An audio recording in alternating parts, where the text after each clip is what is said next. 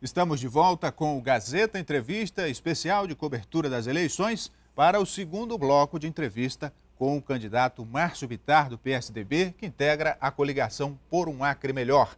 No bloco anterior, candidato, nós deixamos no ar uma pergunta relacionada ao seu plano de governo, enfatizando o aspecto da reforma administrativa e do desenvolvimento do Acre através da gestão eficiente, o choque de gestão, como o senhor defende. Bom, uma coisa está ligada à outra, né? O dinheiro não nasce em árvore. Então nós precisamos diminuir o tamanho do governo. A reforma administrativa tem por finalidade dar eficiência ao governo, economizar recursos, gastar menos com o governo para poder investir e gastar mais com as pessoas. A vinda do Aécio aqui, eu considero uma coisa muito importante. Ele veio aqui assumir compromissos com a nossa gente. E a partir de conversas que tivemos, ele assumiu o compromisso da nossa ligação com o Peru, via Cruzeiro do Sul. Cruzeiro do Sul, Pucallpa, cerca de 200 quilômetros de asfalto. Ele veio aqui e assumiu esse compromisso publicamente. Peru, com certeza, representa uma perspectiva importante de futuro para nós. Agora, o que eu vou fazer? Despartidarizar governo, despartidarizar e colocar no governo o que há de melhor do Acre, em todas as áreas, e planejar, trazer o conhecimento, trazer a técnica. Nós temos que estudar qual é a pauta de importação dos vizinhos, o que é que uma ligação com o Peru nos abre de possibilidade, não apenas intercambiando com o Peru, mas também a partir do Peru, o que é que se abre, qual é o horizonte que abre para nós, assim como o Purus, se chega mais rápido em Manaus, o que é que Manaus, qual é a pauta de importação de Manaus, enfim, trazer o conhecimento, trazer a técnica, fazer a ligação nossa com o Peru, como disse Aécio Neves aqui, o trecho eu apelidei carinhosamente de BR-364, trecho Orley Messias Cameli, em função de um homem que trabalhou muito, foi governador e tinha essa marca, né? E a partir disso, você tem então que produtos nós devemos fazer, incentivar para comercializar com os vizinhos, para vender para os vizinhos. Carga tributária, qual é a nossa proposta de governo? Ao longo do mandato, abaixar a carga tributária. Você não consegue aquecer a economia com uma das mais altas cargas tributárias do mundo.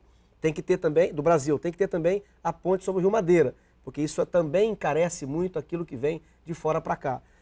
E o Aécio Neves se comprometeu aqui que no governo dele, do PSDB, nós vamos construir a ponte sobre o Rio Madeira e subir aqueles 60 quilômetros que fizeram a nossa separação na alagação com o resto do país. Então, abaixar a carga tributária ao longo do mandato e para novos investimentos.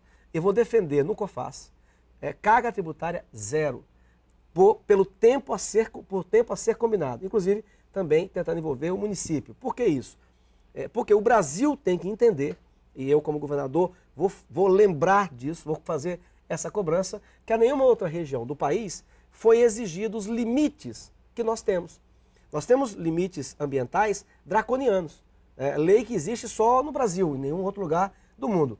E quando esses limites chegaram ao Brasil, as outras regiões já haviam se desenvolvido. Portanto, e o Aécio está consciente disso, o povo acreano, que atendeu ao país por 3 vezes, sim, historicamente, precisa saber do próprio país qual é a recompensa que nós vamos ter. Portanto, a minha proposta para novos investimentos, sujeito que tem um capital, que quer gastar o seu capital aqui no Acre, a minha proposta para novo investimento é carga tributária zero. Candidato, em relação ao Índice de Desenvolvimento Humano do Acre, nesse último levantamento, o Acre evoluiu em alguns aspectos. Como é que o senhor avalia e o que ainda é necessário fazer para desenvolver ainda mais nessa linha, o IDH? O IDH se mantém o mesmo nas últimas 3 medições. Nas últimas 3 medições coloca o Acre em 21º colocado, não mudou nada. Então, o governo do estado não tem, isso é um dado oficial. E o IDH, para quem ainda não sabe, ele é a soma da saúde pública, da longevidade, do grau de escolaridade, estudo, e a renda per capita. Então, são 3 índices fundamentais, saúde, educação e renda. Então, nós não evoluímos, estamos na mesma posição. Nós temos 30% da população do Acre vivendo na linha da pobreza, significa dizer R$140 por mês. Isso não pode continuar assim. O Acre tem que dar um salto de qualidade. E eu repito, esse salto de qualidade vai ser dado despartidarizando o governo e trazendo, no lugar do partidarismo, trazer a técnica, trazer o conhecimento, trazer o planejamento. O choque de gestão é isso. Veja, sabe onde é que eu aprendi isso? Com a minha mãe. Candidato, mas essa questão da despartidarização que o senhor fala, passa por um aspecto que todo governo tem, que é a acomodação de aliados políticos. Como é que o senhor vai trabalhar isso? Só para concluir, eu vou dizer onde é que eu aprendi a economizar as coisas. Foi na minha casa. Com a minha mãe, com todos que estão nos assistindo. Não é a mãe da gente que diz assim, olha, não desperdiça comida, não joga comida fora, apague a luz, fecha a torneira. O governo tem que ser do mesmo jeito. Não pode ser diferente. Eu ajudei a economizar do orçamento de 2013 para o orçamento de 2014, como primeiro secretário, o mais votado da história, primeiro secretário da Câmara Federal, portanto do Congresso Nacional, mais de 300 milhões de reais. E não demiti um funcionário, até porque são cargos de carreira, a maior parte, não diminui um serviço importante que a Câmara tenha a oferecer. A mesma coisa nós temos que fazer aqui. Ora, que os partidos vão participar do governo, é evidente que sim. Mas os partidos participam do governo indicando pessoas que compreendam e entendam da área. Porque o que não pode, não é aceitável, é você encher o governo com milhares de cargos que custam caro à população. Vou ver na Camargo, ganhando 24 mil reais por mês. O que ele faz? O Osmir Lima, que foi candidato a governador em 90, e naquela época contra o PT achava que ele tinha sido tudo de ruim, né? Até quebrado o Banac, segundo o PT da época. O índio, que está denunciado por estupro de menor. O outro, que agrediu a própria mulher, o ex-mulher.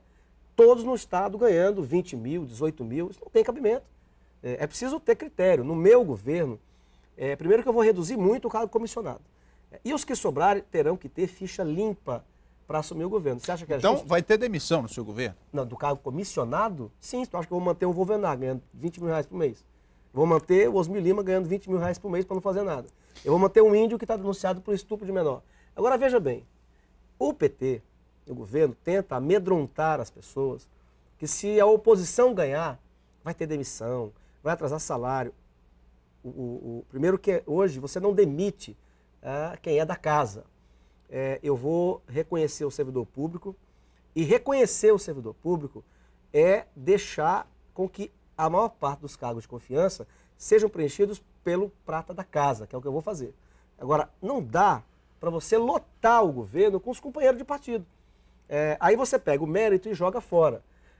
E quem atrasou salário no Acre foram 2 ex-governadores que ambos apoiaram o PT. Deputado, voltando aqui para a nossa pauta, em relação a uma questão muito pertinente hoje, segurança pública. Como é que o senhor pretende abordar esse assunto? Até porque a responsabilidade da segurança pública ela é dividida entre governo federal, estados e até municípios. Não, na verdade, o atual governo do PT fechou os olhos, né? Tanto o estadual quanto o nacional. Eles parecem que não sabem que a Bolívia é um dos maiores produtores de cocaína do mundo e que essa droga entra pelo Acre, entra no Brasil através do Acre. Uma parte dessa droga fica aqui. E parece que eles estão com a cabeça enfiada no buraco.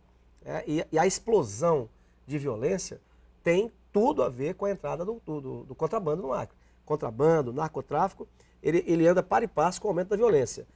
O Acre, nos últimos 3 anos, exatamente os 3 anos do atual governador, os assassinatos no Acre cresceram 22%, enquanto a média nacional foi 7%. Então a violência nos últimos 3 anos cresce no Acre, cresceu mais do que a média nacional. Então, primeiro é não enfiar a cabeça no buraco e não achar que vai resolver a situação da insegurança dando apito para as pessoas. Eu visitei todo o complexo, é preciso abrir concurso público. O Corpo de Bombeiros, por exemplo, tem mais ou menos, cerca de 500 funcionários na ativa. O estudo de anos atrás indicava que tinha que ter pelo menos mais de 1.500, no mínimo mais 2 tantos disso. Da Polícia Militar, você tem na ativa 2.400 mais ou menos. O estudo de 2008 indicaria que teria que ter pelo menos 5.000. Não há como, a Polícia Civil a mesma coisa. Então vai ter que ter concurso e, portanto, mais uma razão de diminuir o tamanho do governo, o tamanho dos cargos políticos.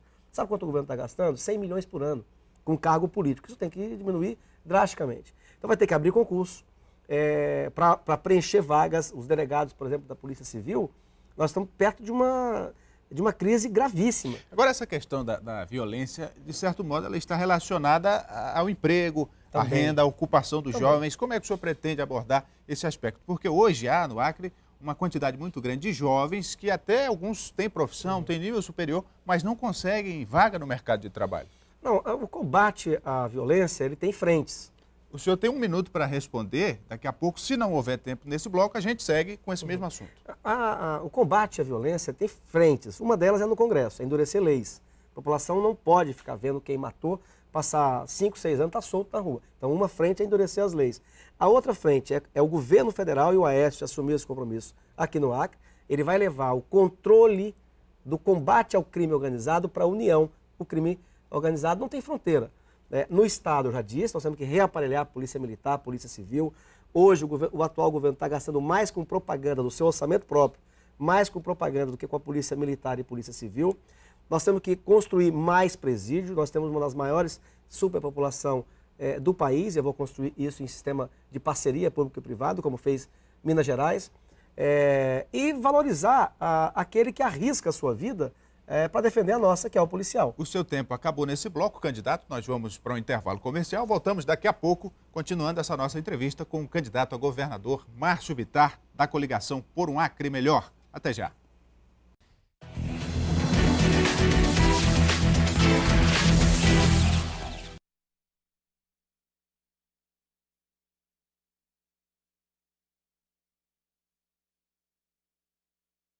Não, mas vai falar agora.